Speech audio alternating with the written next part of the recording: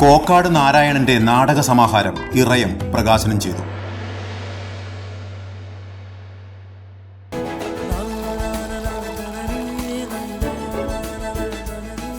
നിങ്ങൾ കഴിക്കണം, ജനതയുടെ പാലും നെയ്യും ഭക്ഷണത്തിന്റെ ഭാഗമാക്കണം. ആരോഗ്യമുള്ളവർക്കേ നാളെയുള്ളൂ. പ്രശസ്ത ജനകീയ നാടക പ്രവർത്തകൻ കോക്കാട് നാരായണന്റെ നാടക സമാഹാരം ഇറയം പ്രകാശനം ചെയ്തു. പയ്യന്നൂർ ഷേണായി സ്ക്വയറിൽ KV പ്രശാന്ത്കുമാർ സ്വാഗതവും CPIM ജില്ലാ സെക്രട്ടേറിയറ്റ് അംഗം TI മധുസൂദനൻ അധ്യക്ഷതയും വഹിച്ച ചടങ്ങിൽ പ്രശസ്ത ചിന്തകൻ KN കുഞ്ഞഹമ്മദ് പുസ്തകം പ്രകാശനം ചെയ്തു. പുരോഗമന കലാസാഹിത്യ സംഘം സംസ്ഥാന സെക്രട്ടറി നാരായണൻ കാവുമ്പായി പുസ്തകം ഏറ്റുവാങ്ങി. നാടക പ്രതിഭയാണ് കോക്കാട്. അദ്ദേഹത്തിൻ്റെ ഇറയം എന്ന പേരിലുള്ള ചിന്താ പബ്ലിഷേഴ്സ് പ്രസിദ്ധീകരിച്ച നാടക സമാഹാരങ്ങളുടെ ഈ പുസ്തകം പ്രകാശനം ചെയ്യുന്ന സന്ദർഭത്തിൽ നമുക്കെല്ലാമുള്ള വലിയൊരു ഉത്തരവാദിത്വം എന്ന് പറയുന്നത്, സാധാരണ ഏത് പ്രകാശന സന്ദർഭത്തിൽ പങ്കെടുക്കുമ്പോഴും പൊതുവിൽ പറയാറുണ്ട്. പക്ഷേ ആ പൊതുവിൽ പറച്ചിലിനപ്പുറത്ത് പ്രത്യേകമായി പറയാൻ ആഗ്രഹിക്കുന്ന ഒരു കാര്യം, നമ്മുടെ സ്നേഹവും ആദരവും സത്യത്തിൽ നമ്മൾ പ്രകടിപ്പിക്കേണ്ടത് ഇറയം എന്ന ചിന്ത പ്രസിദ്ധീകരിച്ച കോക്കാടിൻ്റെ ഈ നാടക സമാഹാരം പണം കൊടുത്ത് വാങ്ങി, അത് കയ്യിൽ പണമുള്ള ആർക്കും ചെയ്യാൻ പറ്റും. അവിടെ നിൽക്കാൻ പാടില്ല.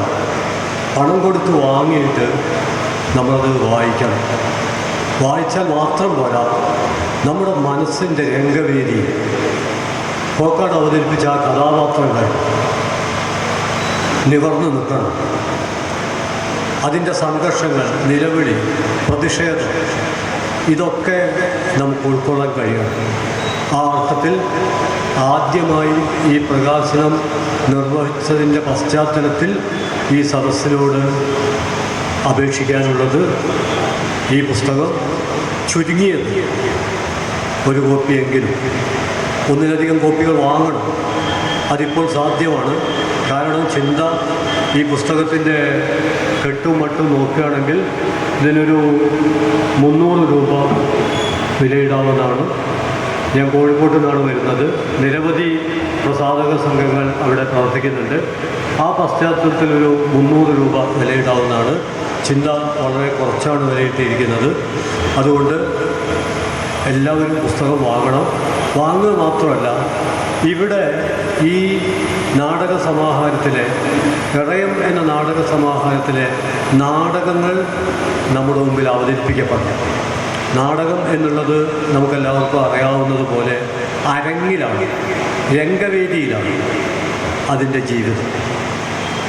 പുസ്തകത്തിൽ അതിന് ഒതുങ്ങി നിൽക്കാനേ പറ്റുള്ളൂ.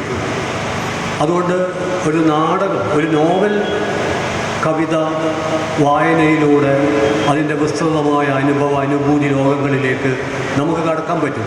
പക്ഷെ ഒരു നാടകം, ആ നാടക പാഠത്തിലൂടെ മാത്രം നമുക്കതിൻ്റെ സംഘർഷനിർഭരമായ ലോകത്തിലേക്ക് കടക്കാൻ പറ്റില്ല.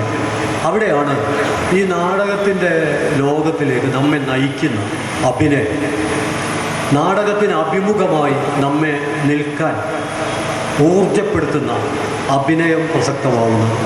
ആ അർത്ഥത്തിൽ ഈ പുസ്തകം പ്രകാശനം ചെയ്യാൻ അവസരം ലഭിച്ച ഒരു സാംസ്കാരിക പ്രവർത്തകൻ എന്ന നിലക്ക് ഞാൻ ഒരിക്കൽ കൂടി അപേക്ഷിക്കുന്നു.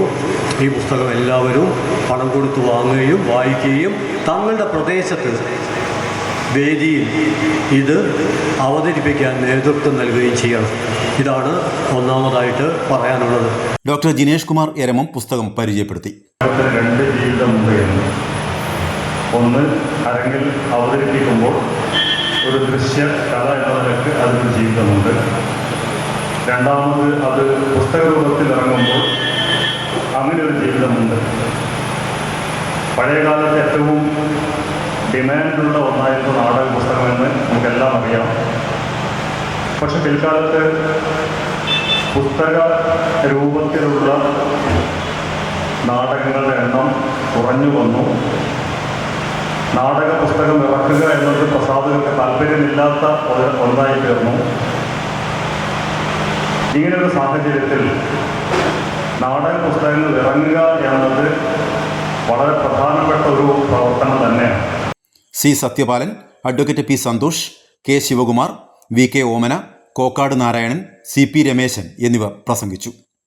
ആർ കെ ഗോവിന്ദൻകുട്ടി നന്ദിയും പറഞ്ഞു. കോക്കാട് നാരായണൻ രചിച്ച 10 നാടകങ്ങളുടെ സമാഹാരമാണ് ചിന്ത പബ്ലിക്കേഷൻസ് പ്രസിദ്ധീകരിച്ച ഇറയം. News bureau, Payyanur.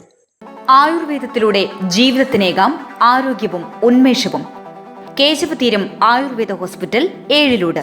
പ്രകൃതിയുടെ മടിത്തട്ടിൽ വിശാലമായ ഇക്കോ ഫ്രണ്ട്ലി ക്യാമ്പസ്. ഒഴിച്ചിൽ, കിഴികൾ, ധാര, വസ്തി, നസ്യം, പഞ്ചകർമ്മ ചികിത്സകൾക്കെല്ലാമുള്ള വിപുലമായ സൗകര്യം. മികച്ച ചികിത്സ ഉറപ്പുവരുത്തുന്ന സ്പെഷ്യാലിറ്റി വിഭാഗങ്ങൾ. വിദഗ്ധ ഡോക്ടർമാരുടെ സേവനം. കൃത്യതയാർന്ന പരിചരണം. പ്രകൃതിദത്ത ഭക്ഷണം. കേശവതീരം ആയുർവേദ ഹോസ്പിറ്റൽ, ഏഴിലോട്, കണ്ണൂർ.